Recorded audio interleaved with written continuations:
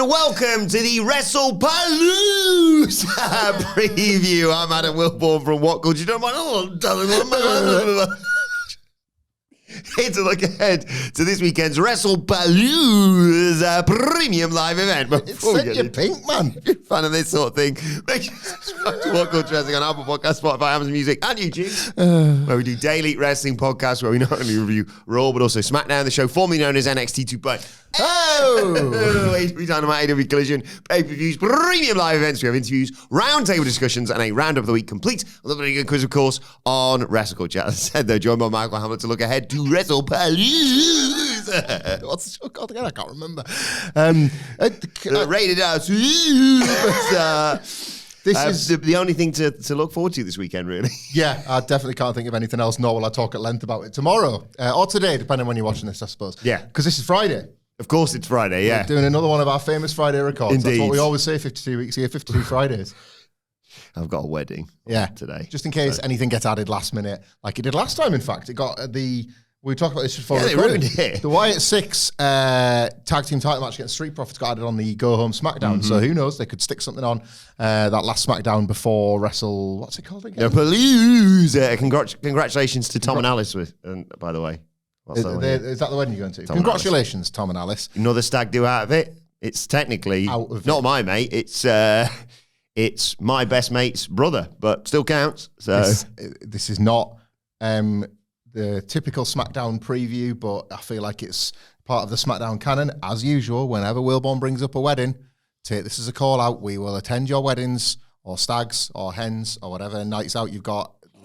All you need to pay is travel expenses and accommodation, and we will turn up at your piss-ups. All right? I always like to get that one out there. Yeah. It looks a really good card, this. Yes. I think this weekend, and we always have to say that now because they're all weekends, it's all counter-programming, that's all it is, counter-programming until we're dated.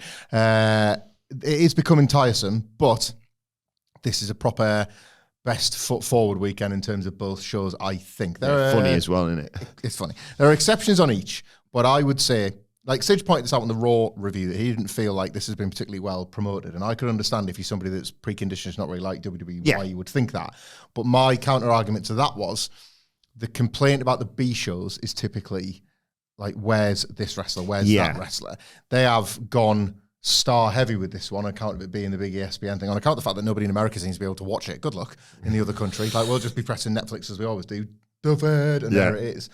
I don't know what the hell's going on with this ESPN launch. All the best.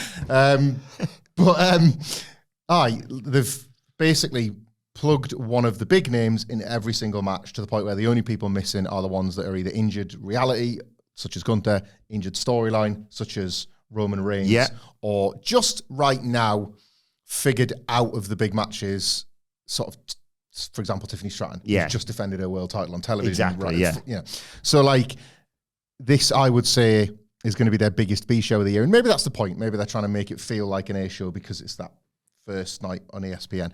But yeah, AEW will absolutely, I think they'll probably walk the weekend in terms of what people are talking about as the best match, the best in-ring match of the weekend.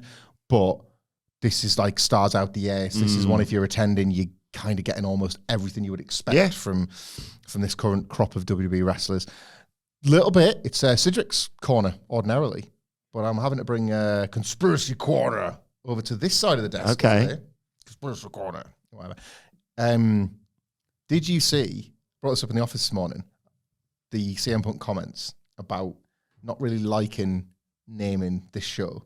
Doesn't really like the name. I agree with him. Yeah, Miller made a good point on Ups and Downs recently when Brock Lesnar returned to be like, I'll see you at WrestlePalooza, bitch.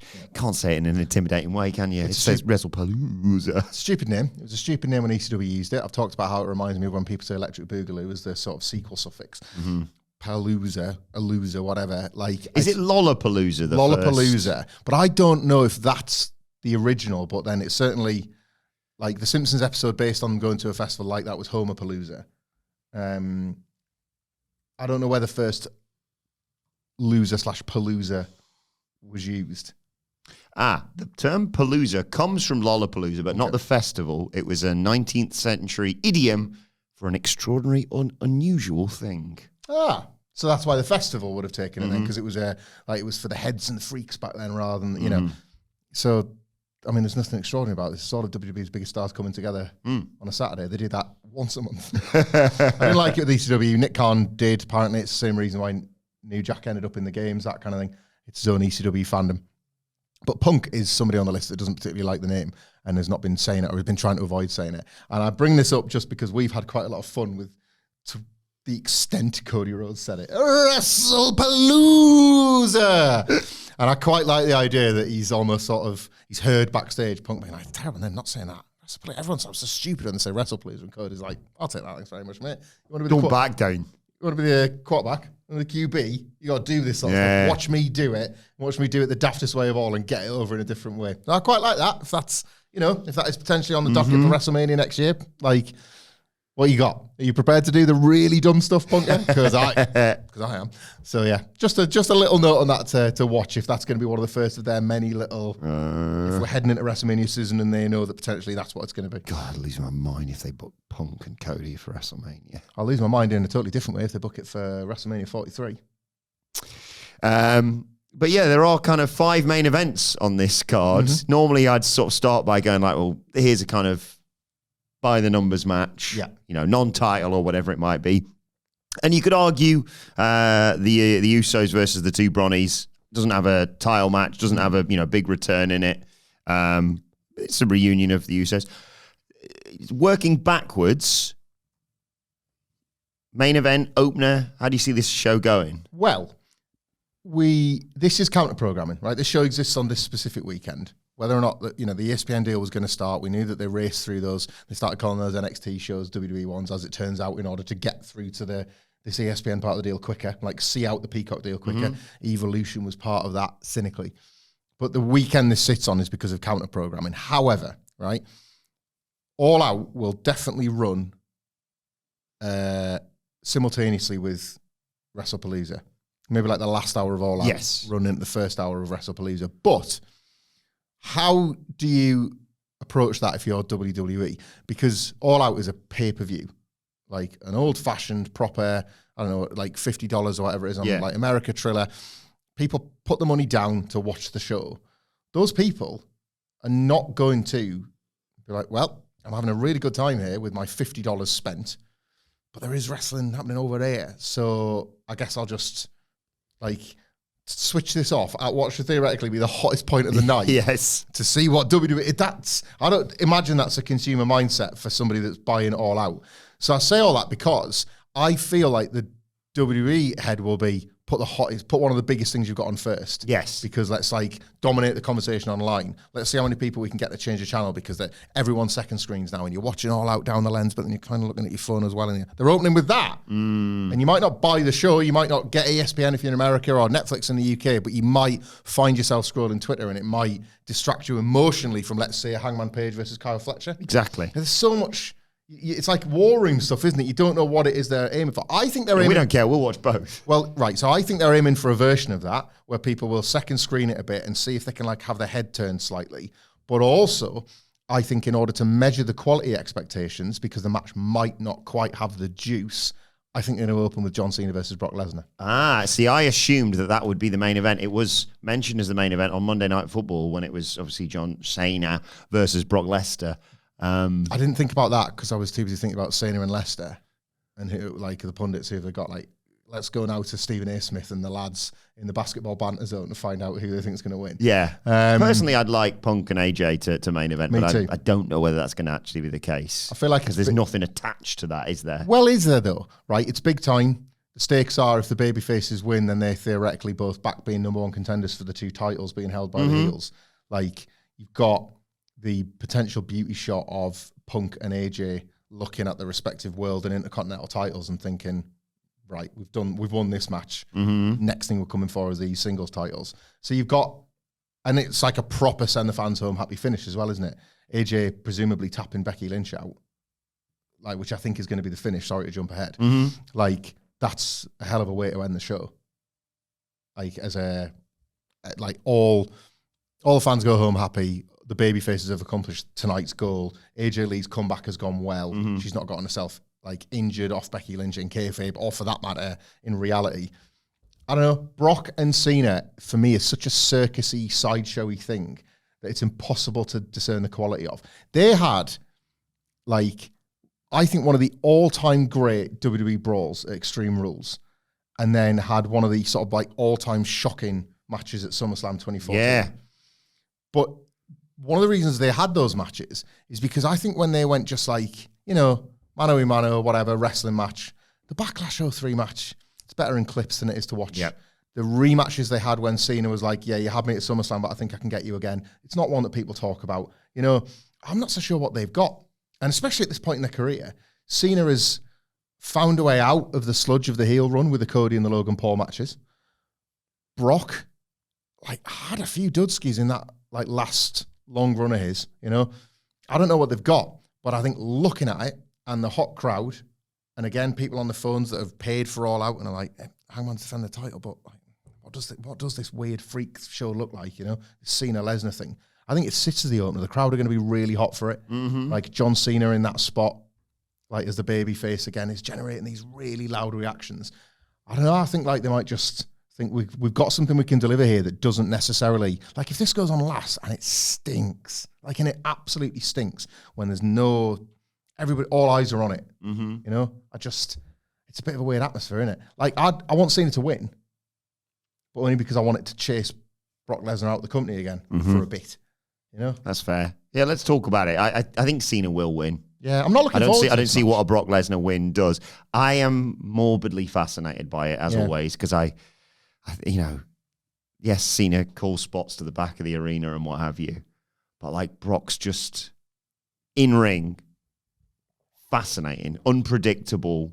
Like he works really well with John Cena as well. Mm-hmm. Like you mentioned, those matches, and like it's a, you know, tired trope, but F5, right, I've got you now, cocky bastard, Cena kick out, and up to, you know, Super Cena coming back, like we saw with Cody, for example, and Logan Paul to a certain extent, could be loads of fun. Maybe I should, like, show faith in John Cena, particularly because of the Logan Paul match. I think you could argue that Cody and Cena were like, we're given a lot of bells and whistles, but we're also wrestling to sort of make a point, because they had to sort of, to rectify just how much of a stinker the WrestleMania match was when they had that blinder at SummerSlam. Maybe I need to give Cena a bit more credit that he kind of knows what is needed of him here. But I'm not so sure. Like, you were there for Brock's last match. That's mad, isn't it? Oh, yeah. Like, do you know what I mean? Like, he opened night 2, was it, against Omos? Like, and it was, if I remember correctly, I could be misremembering this, it was like a bit of a concession. Vince McMahon's still Skyping in and Triple H has got to give him something match. Yeah. Is that right? Just look at it. Yeah. Like, it didn't offer a lot, really. And it was a case of, like, sort of othering Brock away from anything that mattered, which we have our suspicions that Triple H wants to do because he's not one of his top guys. This feels like that. Like, we were both there for that Roman Reigns WrestleMania main event. Absolute Turkerino. Oh, my God. Oh, sorry. Yeah. Rubbish. I just don't think, maybe Cena will be the one, sympathy and all, to get one last Suplex City match out of Brock. I think so. I think he chucks an old guy around for a bit. Just that big pink idiot pissing sweat again. Like, do you think they get juice in this match? Depends where it goes. I think if it goes on last, it's like everything. Have the lot. You can have blood. You can have weapons. Like, we'll pull back their friggin' mats on the floor to do stuff on the concrete. Brawl into the crowd, if you like. They'll get all of it. Because they haven't got any. There's no steps across the board, really, is there? That's the thing. Like, again, if you're going to do so on SmackDown, they're going to air, because we are recording this on Friday, but we haven't seen SmackDown yet, or we don't know what that card's going to. We do know that it will have the video package of the second half of their rivalry. I really like the first one. Yeah, they're going to lean hard on, like, you know, the pull apart where Cena gets his face bloodied up, and then the subsequent match and how violent that was. They've already talked about Suplex City and the suplexes, and the night of SummerSlam 2014 where kind of Brock shocked the world in the way he decimated Cena. It wouldn't surprise me if they try and cycle through bits of all of their stuff. So you could get a hybrid of the Extreme Rules match and the SummerSlam match where it's suplexes for 1 minute. It's like, right, here's your 14 suplexes and 10 F5s. Now we're going to do the blood stuff. And it's like, the idea is like, if you just keep piling stuff on top, this will work. This will. I don't know. Like, don't know what Indianapolis will think of it. Cena will get a great response, I would assume. Yes. The more I'm talking about it, the more I think it probably will be hot and it'll be fine. I just don't. Yeah, I get it. I'm not looking forward to this one. But I think, Cena wins. Yeah. Because he's got, 5 dates after this? Mm-hmm. So probably 2-3 matches, one would assume. So, having him lose here would be weird. And, Lesnar, as you mentioned, probably, if he loses, which I hope he does, goes away probably until the Rumble. And then, for me, it might not be very popular. I'd have him in the Rumble, not winning, obviously, but you could have a moment with, like, Punk and Lesnar, for example. But I'd have Gunther get rid of him, and then you can have Gunther versus Punk. No titles involved. Gunther Lesnar. Sorry, Gunther versus Lesnar, yes. Well. And then, obviously, that'd be it for me. To your fantasy booking. At Mania. Gunther and Brock at WrestleMania. Was it not heavily rumoured that Gunther could be seen as last opponent? Mm-hmm. So imagine he beats him, and then one of his big lines as they're heading into WrestleMania is like, look what I did. Like, I chased John Cena out of the company. You came back. You'd been rested all that time, and you couldn't even beat him.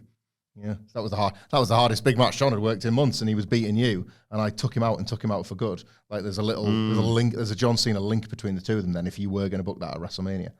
So I could see it at WrestleMania, like the more you've talked about it, I don't know if it's just sort of now that Brock's around, you're kind of reminded that was something they intended to get to. But I could see Gunther and Brock Lesnar at WrestleMania because I think it would be a big Triple H thing to have Gunther go over Brock. Yes. I think Triple H would see that. That's the most Vince guy versus Triple H guys that you can think of, isn't it? Yeah, I could see that. Right, let's talk about a match we are both really looking forward to because there is a vacant Women's World Championship on the line. This match has changed about 6 times, understandably. Yep. Congratulations to Naomi yet again. And they sort of ummed and ahed about how they were going to do this, and they've settled. I, for example, suggested having Roxanne Perez involved in all of this, but not a bad alternative. IYO SKY, one of the best female wrestlers of the last few years, without question, to one of the hottest rising stars, and someone who barely needed to stop in NXT, and yet I do think that has helped her. Stephanie Vaquer, with a potentially first main roster women's title here. Now, when we talked about this with regards to Naomi, when Vaquer got this title shot, we both said it's not the time. Whether through shenanigans or whatever, Vaquer doesn't win, and maybe she finally does it. We said at WrestleMania against Rhea Ripley. There's been teasers throughout of Rhea Ripley consistently with this story and this title. Yeah. But have you changed your mind? Who leaves WrestlePalooza as Women's World Champion? I haven't changed my mind. I know, because I'm so excited for this match, and I love Stephanie Vaquer in particular at the moment, in that feeling that you get, and it's rare and it's magic, when a wrestler is on a rise and the rise feels inexorable and you kind of just want to be on the hype train. If, as the match is playing out, and I know I'm going to be into it, I just have such confidence that this match will deliver. If she wins, I'm going to be off the sofa. It's like seeing somebody crowned as champion. So I don't say that with I'm not going to sit there and crunch pencils in my hand. You screwed up the book in WWE. You don't think that I want, but it's too early. Yeah, I just think I'll be hyped that she's become world champion, and you'll see somebody crowned, and it's not like you still can't get something at WrestleMania and be like, right, they have gone all the way with her. Like, she gets, as you say, she gets the call up quite early, but it's with this sort of this confidence and this just sense that, nothing can really stop this. And then she wins the belt. It's like, great, we're off. Let's see how this goes. So, cool. I would still favour IYO SKY winning for the long term of it all. I think there is another day, and I think it's all in the booking. It's all in the balance of how you beat Stephanie Vaquer. It's not like she's protecting an unbeaten streak. It's more of an unbeaten aura. Yeah. That's what you kind of have to look after, and you have to nurture going into next April. When Rhea and IYO, I think it's going to be match of the night, by the way. It looks on paper just the purest. I think Cody and Drew will be great. Yeah, it's the best. But this is like new, different. If we're talking bell to bell, and often they're the hardest things to compare with AEW and WWE in terms of the Saturday. This is the one that's got the best chance of stealing the night from anything on All Out in terms of the sheer belt. Where even people that just do not like WWE production, WWE sort of the gloss of it all, can look at that and be like, all right, yeah, that was like class. That's what I want from my wrestling sort of thing. When Rhea and Io, I felt like I was saying this one for months and months, first started showing the mutual respect, and it was like there is a tag team run or there is a link. And now that the strength of that bond has brought Asuka's fury out and has made her like, she's a prick. That's the character every week, and how that's poor Kyrie getting dragged into it and all that kind of thing. Now that Stephanie Vaquer has found a way into this via the match, you've kind of been giving you out. We've talked about this. Exactly. It's a good kind of out. You've been giving you out. Like Rhea and Io's friendship has ultimately brought the worst out in Asuka, and the worst being brought out in Asuka is ultimately what could gift Io the belt and kind of, ugly word, protect Stephanie Vaquer a little bit, but then kind of force her out of the picture a little bit while the belt becomes about Rhea, Io, Asuka, all of that drama. And that's what I think you should do. Io wins, and the whole like framework around this match is that they are just desperate to have this match and find out who the better woman is. They've done it twice now, and it's been screwed up by... Yes. And they don't even want the people screwing it up. You know, the run-ins have happened in spite of the women in the ring, and it happens again. Io's told Asuka, just stay out of it, mate. And Stephanie's like, great, good, clean match. I want to know who the better woman is too. If you beat me fair and square, I'll shake your hand, right? But it's not going to happen. Asuka is going to interfere. Asuka is going to help. IYO SKY is probably not going to be aware that the help has happened.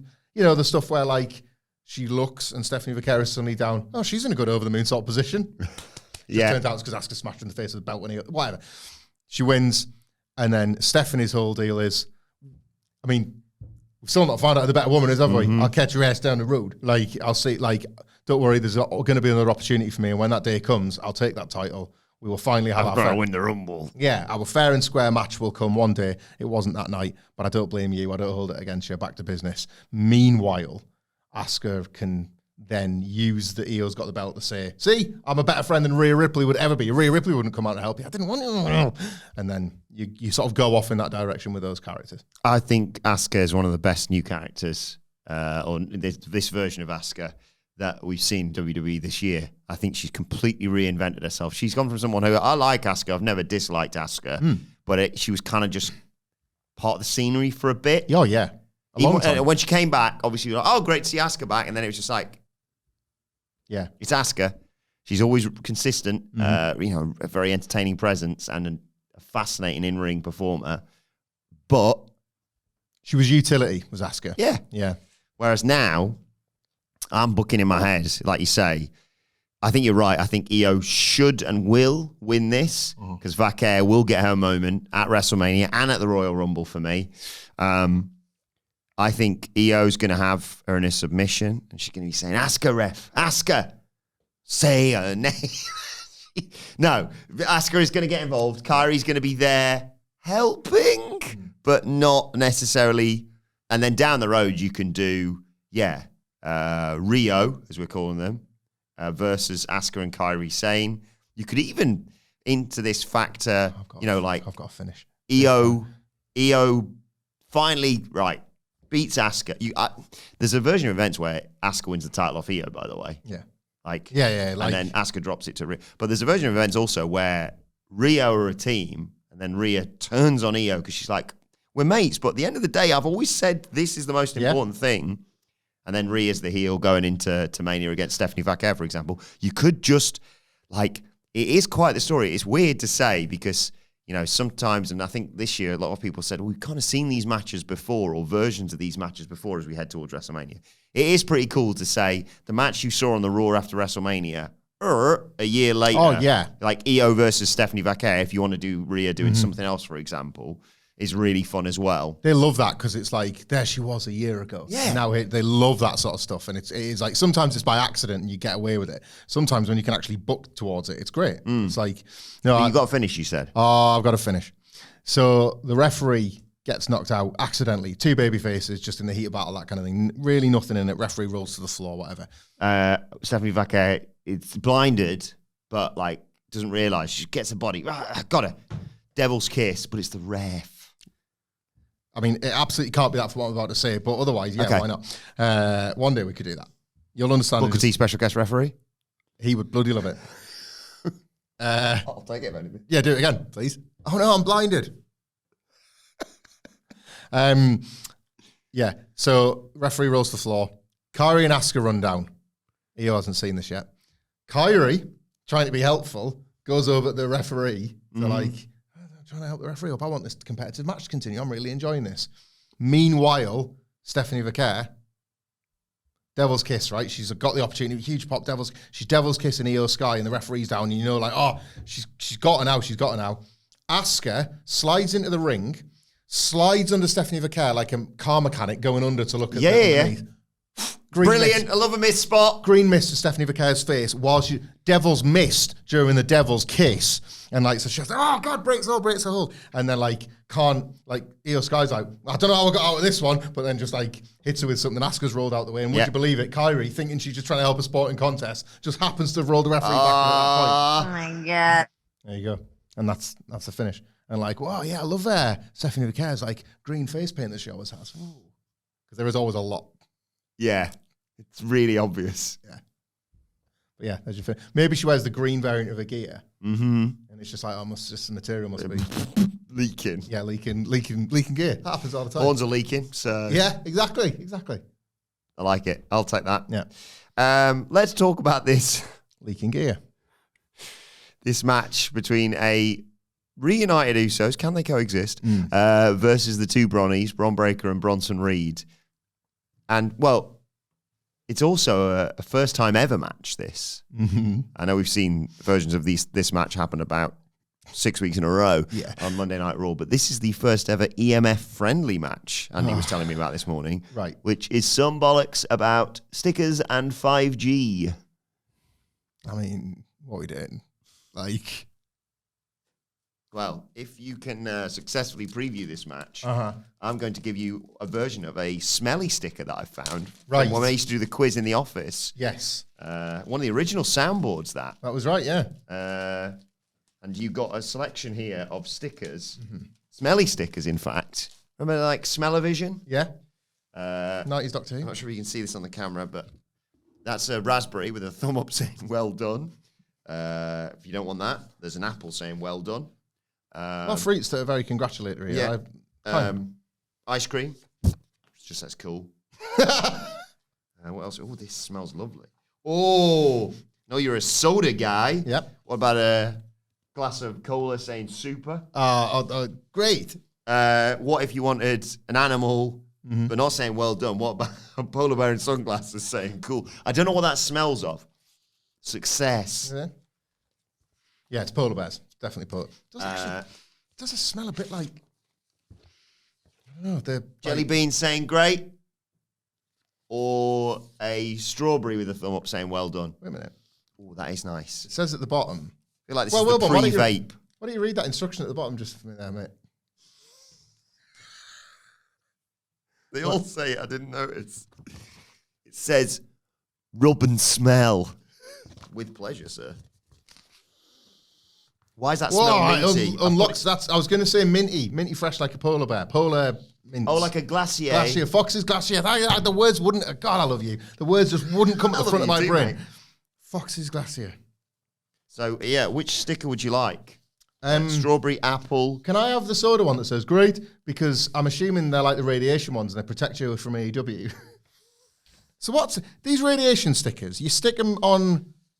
Andy was sort of explaining this to me this morning. Yeah, apparently EMF friendly means it's something about ionizing or something. And I was like, oh, good. Is this like when they realized that maybe you shouldn't use asbestos or iron paint or whatever? No, it turns out that it's some 5G conspiracy bollocks where, I don't really know a lot about this, where gold sticker soaks in the bad G, 4G good, 5G bad.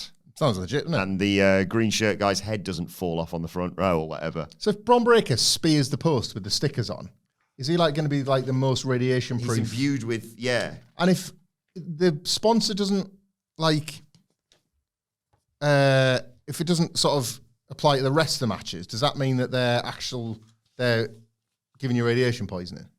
Well, yeah, this is what I said. Why isn't the first ever EMF friendly show as opposed to just this match? Well, it's because it's total bollocks and it's what they paid for, isn't it? Like, I mean, if this is your thing, don't reach out to us on X, but let us know in the comments. I send some people in the comments, it might be their thing. Yeah, of course he did that. What have I done? You can make him go that way. You can make him go that way. You can't. Wilbourn's put the smelly stickers on his nipples, everybody. They're over his jumper. If you're not watching on YouTube, he's not taking his top off and put fruit stickers. Children's fruit stickers. We're going to say. Yeah. Let's see that. Man, they do smell great, don't they? Don't do that with the radiation stickers, I assume. I don't know. I think it's a sticker, mate. I don't think it solves much problems. Yeah. I've never been to a doctor and they've said, tell you what you need for that is a sticker. I usually just get a sticker at the end for being a good little boy. Do we think anti-radiation stickers, I like sponsors on the map, but you're peddling at the moment, the Fed. Have a word, right? I do like the Slim Jim table. Yeah, I like the Slim Jim table. Shout out to Riot Cabaret who did the Pepperami table. A great touch, right? Slim Jim table, fun in the market leader, the dumb WWE table, even more fun to parody when you have the opportunity like that. Slim Jim table, absolutely fine. A-OK. Slim Jim were the sponsors that ultimately muscled Vince McMahon into resigning in disgrace for a second time. Good point. Because they were like, we're going to pull all the money, dickheads. And they were like, right, away you go. Slim Jim, A-OK. This complete horse, right? Tell us what you really think. Is going to be, I feel as though in, say, 3 or 4 years, we're going to be talking about, remember when they put those stickers on the post? Like when we watched that video of Jimmy Fallon and the... Paris Hilton. Look at my smoking monkey. He kind of likes... It's an NFT. Yeah, he kind of likes going on boats. I like MFTs. MFT's good. It's Slim Jim. MFT's good. NFT's complete horse. Like... Look at this guy. It really represents my style. He's a smoking monkey. He liked all of them. I own the picture, but I don't own the picture, but I own it. And if you post it on X, I can sue you or something. I don't know.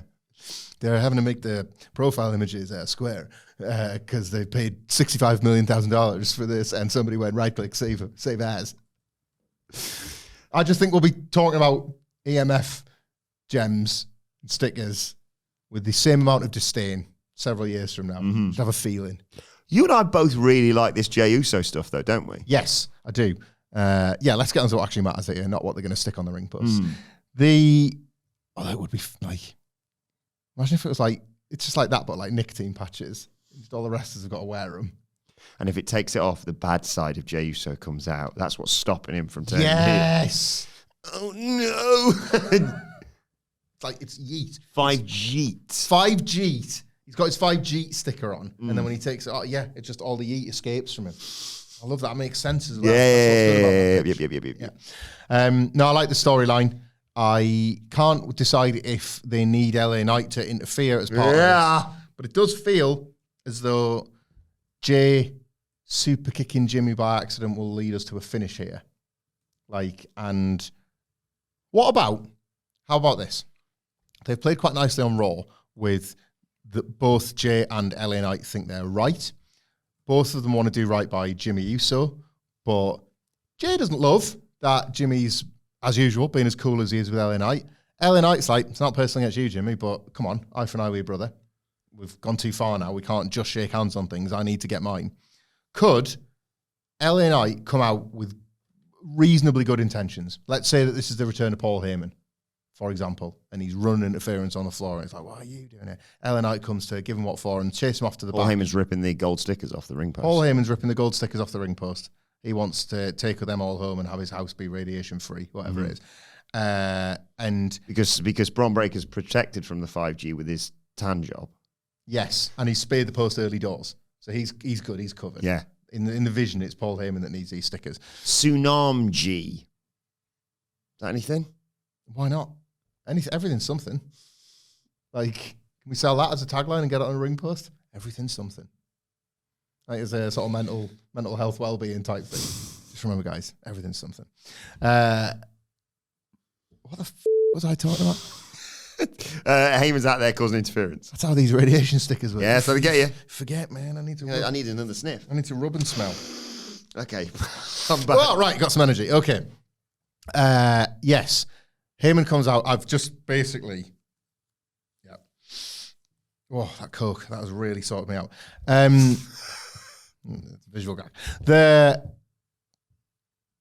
Heyman interference results in LA Knight coming down to be like, get out you. But then Jey Uso sees him and thinks that he's there to attack him, whatever. They get into it a little bit. They get into some sort of brawl. In that snafu, Jimmy Uso takes an errant super kick from Jey Uso. The brawl rolls them out to the floor, and in fact, down the island, maybe even into the crowd or into the back, Jimmy is left all alone. He's tsunami'd for the win, or speared for the win, maybe, whatever. He's prone. The two Bronnies get the win, and then after the match, they do what they did to Roman Reigns, and they like tsunami Jimmy into the hospital, and Jey Uso isn't there to protect his brother because he's ended up brawling. Their fight has ended up like putting Jimmy in the hospital. Their thing has gotten so out of control that it's like the one guy that really didn't want to get in the middle of any of this and didn't want to hurt either of them has suffered the most for it. And the Vision have taken another victim from the bloodline because you're probably heading to War Games there. And they said, look, we're putting everybody in the hospital beds. Like, we've got Jimmy right next to Roman somewhere. Like, that kind of thing. And then you do your singles match in the meantime between Jey and LA Knight, where LA Knight's saying, look, I'm not taking responsibility for your brother getting decked. Like, me and you, we had business to take care of. And Jay's like, I don't give a damn about my brother, Big Jim. The whole, whatever. Yeah. Just, I think that's like a nice way to take Jey out of it and give him plausible deniability and put the heat on the Vision rather than simply them being the passengers in this fooed. I get that, because that makes a lot of sense with what we're going to be booking, one would assume, in this mixed tag match. I'll keep this interesting. I'll go the Usos win, but the Usos win because Jey cheats. Oh, okay. And Jimmy maybe doesn't see it or isn't best pleased about it when he finds out about it subsequently or in the moment. Bronson gets pinned. Yeah, good to see. And then you can do like that springboards them into a title match, for example, and that's where you do the one last pitch. Bron Breakker spears the radiation ring post and can go even faster. Like, kind of goes like luminous green or something. Yeah. Genuine Ninja Turtle stuff. Like in the 2K games where someone becomes like a zombie or whatever. Yeah. And he wins by hitting like the first ever human 50-mile-an-hour spear or something. Like, I don't know, something like that. The Indy 500. What is the deal? Like 30, like if you get hit by a car at 30, you might live. 40, you're definitely dead. He gets like, well, I've got a 39-mile-an-hour spear now, so it could go your way, it could go mine. Yeah. Like, it's a potential kill shot. But I do, I'm excited to see the Usos back together proper, but I do like this new edge to Jey Uso because, the entrance is still going, obviously, but he needs something now because he ain't getting back in the world title picture anytime soon. Genuinely good booking, I think, here. The Roman ingredient right before Roman got written out was top stuff. Like, remember who you are. You want to be the world champion. Don't trust CM Punk. Don't trust anybody for that matter. Get the belt. I am conflicted because I want the Usos to win the tag titles because I'd quite like to see the Usos versus the Lucha Bros down the road. But then I also want to see the Vision with all the gold. I think, and you got to belt up the two Bronnies now. Like, this Judgment Day reign's gone about as well as the last one. They never get defended or out, really. They're props for pictures when Judgment Day have a good night.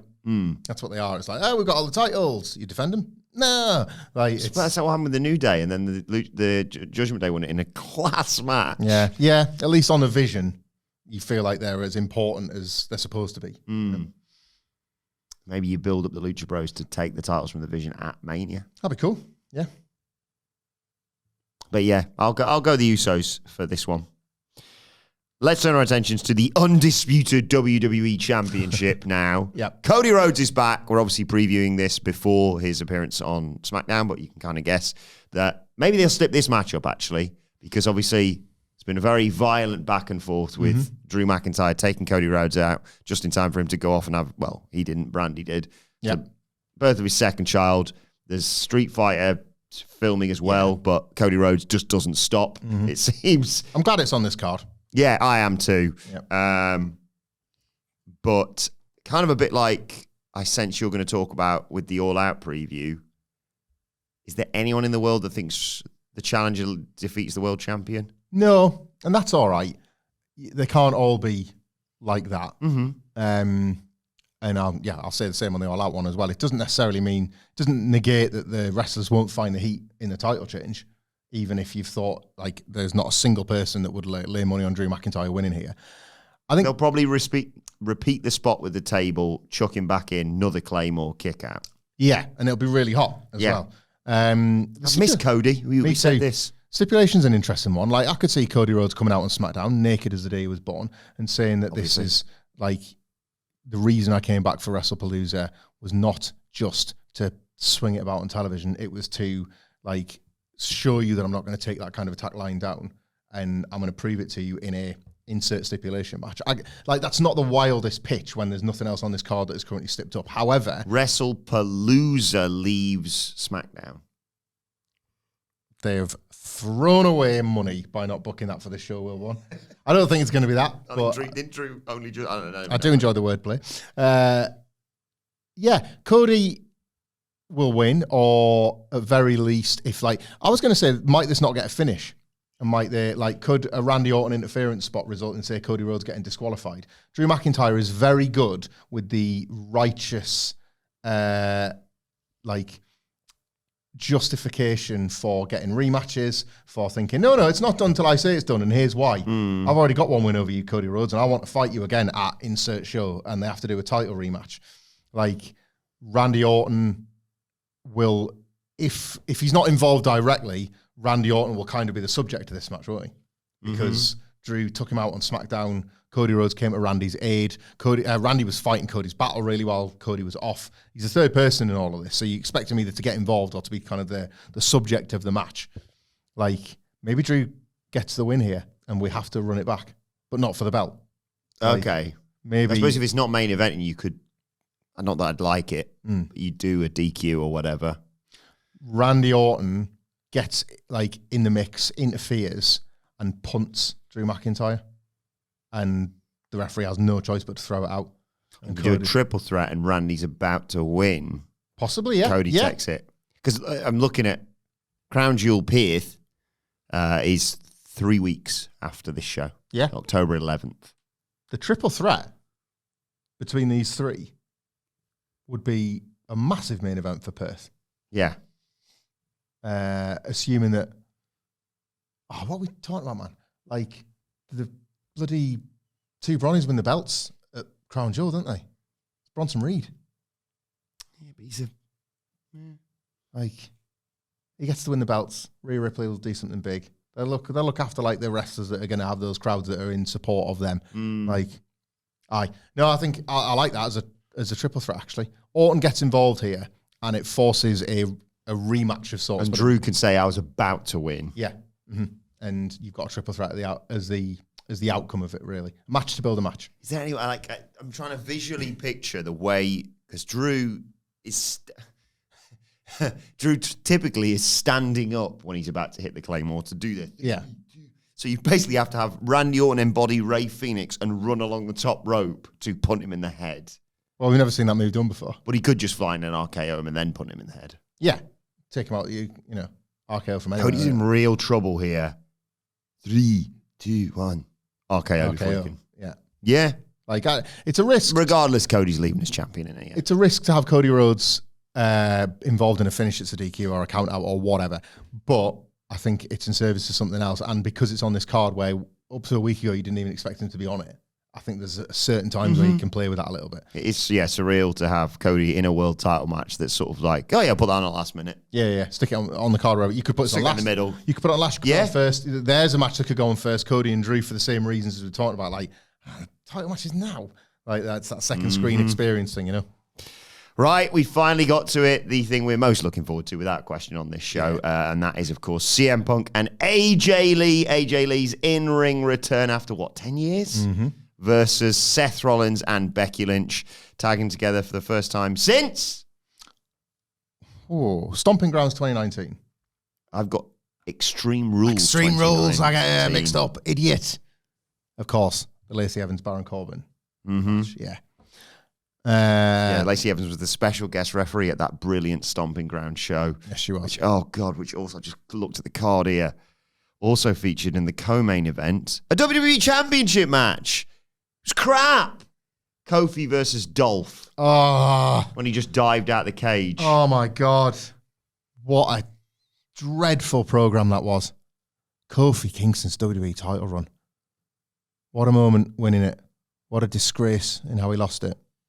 What a bunch of missing scenes in the middle. The Randy Orton stupid thing that went on forever. Dolph Ziggler. 3 pay-per-view run against Dolph Ziggler, I think. Because I'm pretty sure there was a Saudi show in the Super middle. Showdown? God. Was that part of it? Yeah, I think so. Yeah. Ugh. Bad. Anyway. Stomping Around's tagline, of course, kick ass and take names. What? What's that got to do with anything? Well, Seth Rollins was probably on the poster, right? No, that'd be Roman Reigns with his fist in it. Stop people with your fist. They were in Philly for Extreme Rules. Of course. Back in 2019. Well, but remember the rest of that card? Well, I know that nothing could follow the motherfucking opener, pal. If they wanted to spend... That was... Oh, I need to rewatch that. Yeah, you do. If they wanted to spend big money on bringing legends somehow out of retirement, even when physically they're not able, for WrestleMania 43 in Saudi Arabia, they could do worse than reuniting the Graveyard Dogs. Oh, my God. Who, of course, defeated Shane McMahon and Drew McIntyre, despite the help from Elias. Everything was hot. Everything in that match was hot in spite of itself. Unbelievable match. One of my absolute favourites from an awful time. Do you want to run through the rest of that card quickly? Not a chance, pal. Tag title match came next. Raw tag titles, I should say. The red belts of 2019. Right, what was happening at WrestleMania that Give year? you a clue. They are also this team. All the teams are working this weekend in that match. All the teams working this weekend. The Usos. Bingo! Versus 2019. These are the champions. The Usos were challenging for the titles. Yeah. Oh, God. I'm trying to remember what the tag belts were doing at WrestleMania. A show I attended. And I cannot think of a goddamn thing. Nah. Certainly nobody who's left in WWE anyway. They're working a tag match this weekend. They're working a tag match this weekend. And there's only two companies. So. I know. I'm cycling through both companies. I can't remember this friggin' All Out card. Go on, tell us. The Revival. Of course, yeah. EC, that was EC Hot. It was very easy hot. No, the match wasn't. The other tag match, you want to take a wild guess at which WWE tag team were champions? Became champions? The blue belts. Yeah. Always a triple threat. Were Ricochet and Aleister Black still teaming?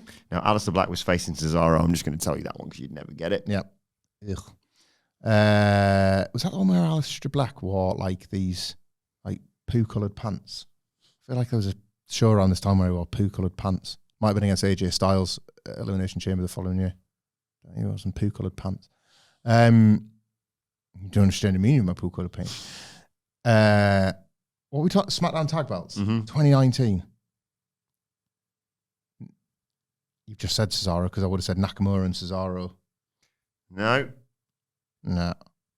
Fairly obvious tag team involved. Hang on, the Bludgeon Brothers? No. One half of them was working. Eric Rowan and Daniel Bryan. Bingo! Were the champions going into the show. They faced a SmackDown tag team who won the belts all the time. They win all the tag belts. New Day. Money. Nope. Bingo! And a team we loved, but unfortunately, they weren't long for this world. One of them's still there. The other one, presumably off on a golf course, feeling sorry for themselves there's the very famous photo of them when they were split. And this other person. Oh, Heavy Machinery. Yeah, strange call up that. There's a handicap match for the SmackDown Women's Championship that I cannot remember. This is a dark show. Really? Yep, the champion against handicap match. Oh, God. I can't remember this. And yet they're doomed. No, it can't have been like Lacey Evans was over on Raw doing that stuff. Charlotte Flair, she'd cashed in on. Was it Charlotte Flair? No. Handicap match against who's Charlotte Flair associated with though? Alexa Bliss. Bingo! What, and Nikki Cross? Bingo! That has disappeared from my 100%. I will definitely watch the show. Yeah.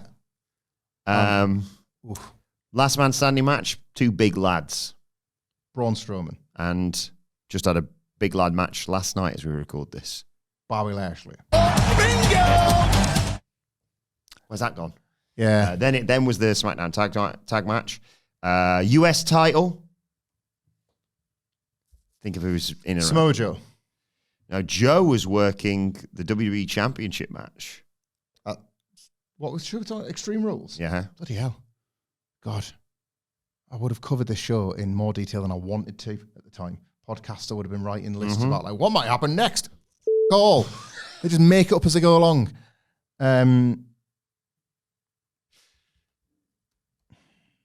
Just think about the US title. Rey Mysterio. Close. Because I'm thinking of the Rey Mysterio Samoa Joe US title match that was a squash ski because Dominic was going to be in the front row at WrestleMania and they just binned it all off. They got there. Don't know. The champion going in is no longer with the company, but is working this weekend. Everybody's working this weekend. He's in the all-out card. There's 500, loads of them. Jesus. This person's in a trios match at the weekend. I don't know. Taking on someone who we just mentioned in a last man standing match. Oh, the Ricochet. Got the title to AJ Styles. Then there's a match that, again, went 17 seconds. Okay. Men's, women's? Men's match featuring someone who's just fought for the world title. What, in WWE? Mm-hmm. As in the last show we talked about. Oh, so Stomping Grounds. So he's gone from consecutive matches against Kofi Kingston. Dolph Ziggler. Lost in 17 seconds, apparently. Does anyone remember this show? I mean, I remember the opener. 17-second loss, Dolph Ziggler. What was he doing? So was it SummerSlam 2019 where he fought Goldberg? So it won't have been that. No. Don't know. I've got no memory of this. Someone who has a history of fighting for titles against Goldberg in very brief matches, actually, as well. Kevin Owens. Do you remember? Did this happen? Kevin Or someone Owens- just changed the Wikipedia? So Kevin Owens in 2019, if you recall, like pretended to be babyface to join the New Day in order to... Are you laughing at the fact that that wasn't the only 17-second match on the card? I'm laughing at that. I'm also laughing at the Wikipedia write-up. It talks about, like, with the referee distracted by Gallows and Anderson, AJ Styles performed the Star Clash on Ricochet to win the title for the third time. Right. Next line. After that, Kevin Owens faced Dolph Ziggler. As soon as the match started, Owens hit a stunner on Ziggler to win the match in 17 seconds. Yeah. Thanks for coming. They just do stuff, don't they? Just do stuff. Then Kofi defended the WWE Championship. Then we had a 20-minute match with an awesome spot that I sense we're about to reference with Baron Corbin and Lacey Evans versus the couple who've never met, apparently, Seth Rollins and Becky Lynch. But what was the last match on that show? What was the last match on Extreme Rules? Do you know what? I've spent the last 6 years thinking it was that.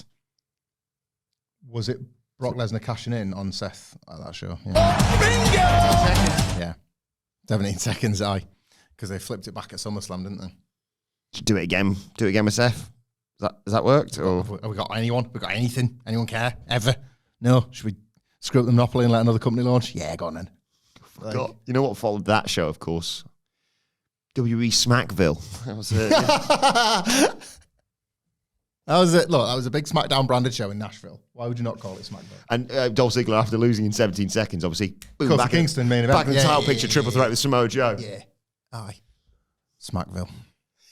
Anyway, so after going around about all the houses there, Seth and Becky back together, taking on AJ Lee and CM Punk. I don't know if I'm going to...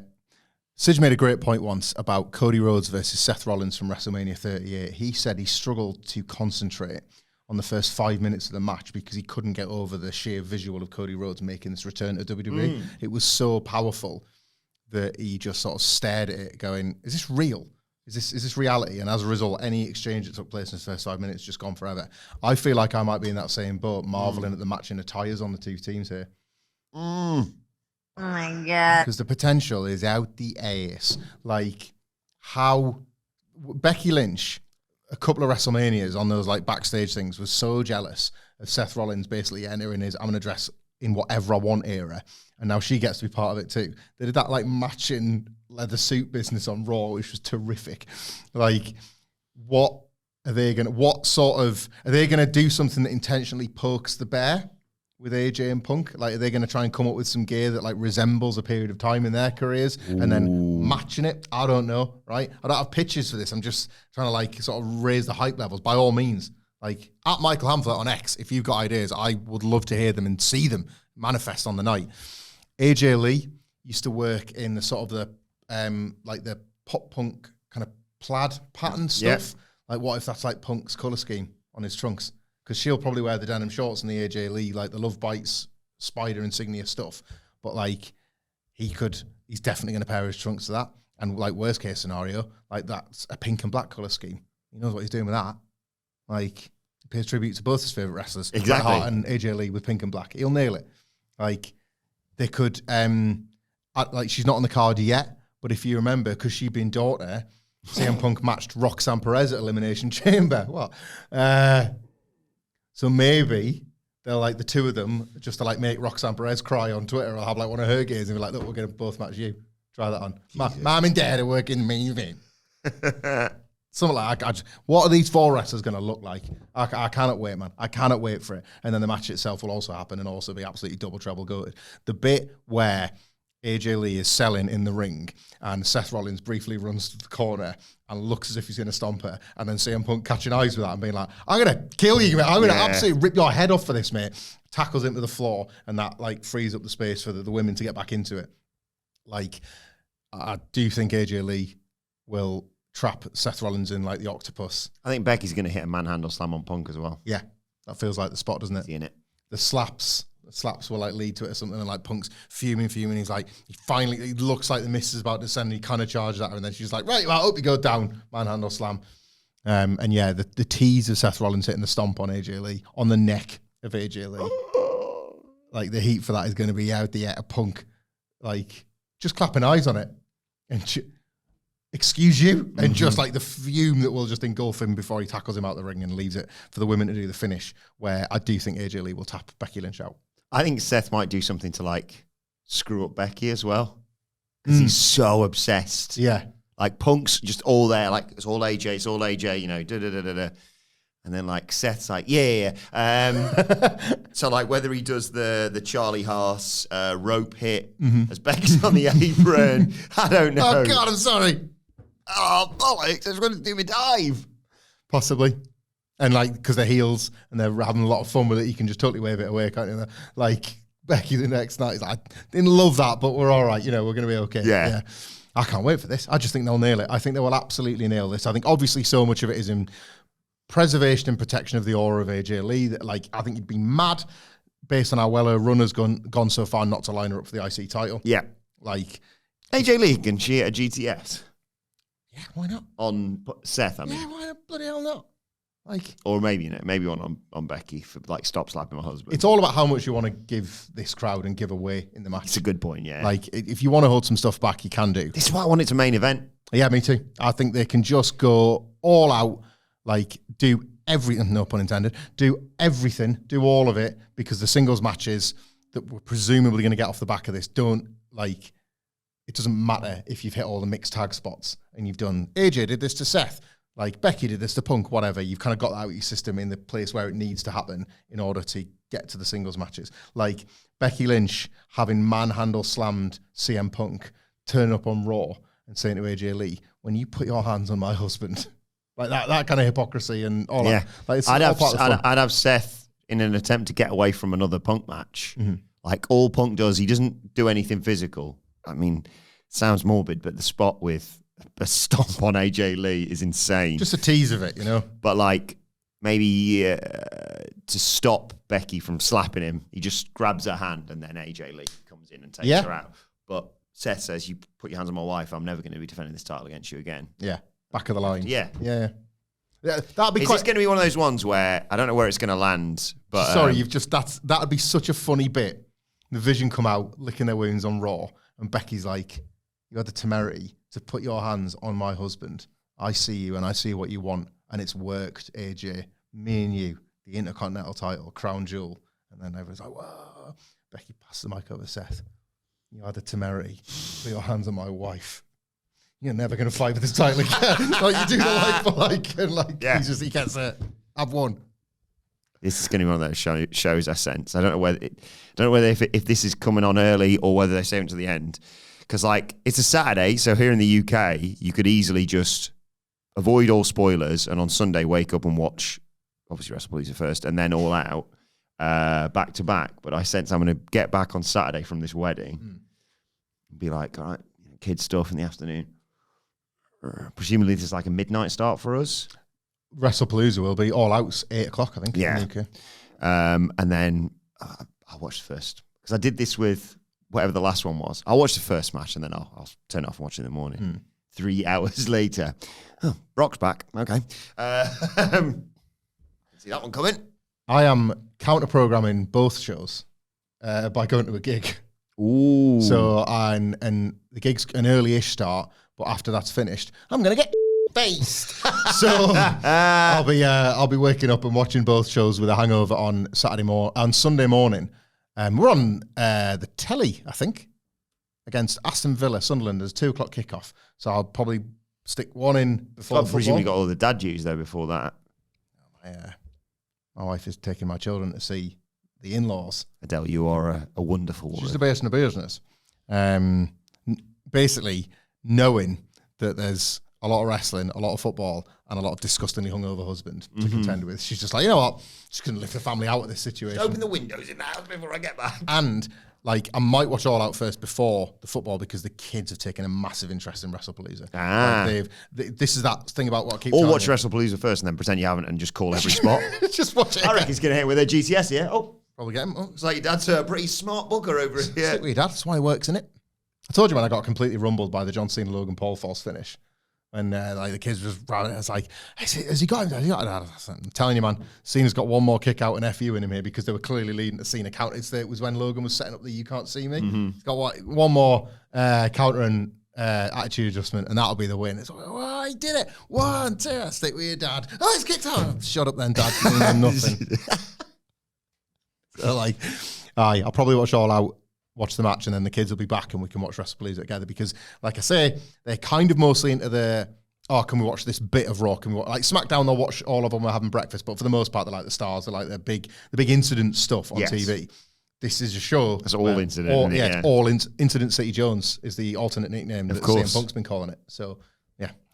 We'll be back on Monday to review the show, but let us know your thoughts on Wrestlepalooza in the comment section below or on X at WhatCulture WWE. Watch there. You can follow all three of us. You can follow Michael Hamflett at Michael Hamflett. You can follow our long-suffering producer Adam Nicholas at It's Adam Nicholas. And you can follow me at Adam Wilbourn. Follow us all at WhatCulture WWE. As I said, make sure you subscribe to WhatCulture Wrestling. Wherever you get your podcasts from, Hamflett and Sidgwick will be previewing All Out as well. And we'll be back to review that and Wrestlepalooza on Monday. But for now, this has been the Wrestlepalooza preview. My thanks to Hamflett. Thank you for joining us. And we will see you soon.